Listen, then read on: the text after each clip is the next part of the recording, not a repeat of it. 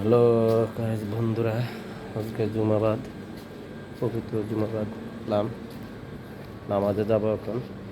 তাই আপনাদের সামনে একটু ভিডিও করতেছি।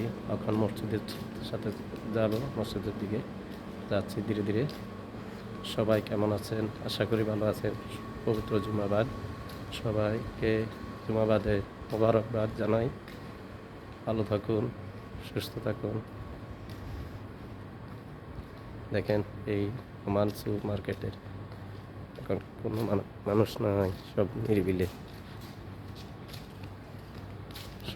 নিরিবিলি, কোথাও মানুষ যাচ্ছে।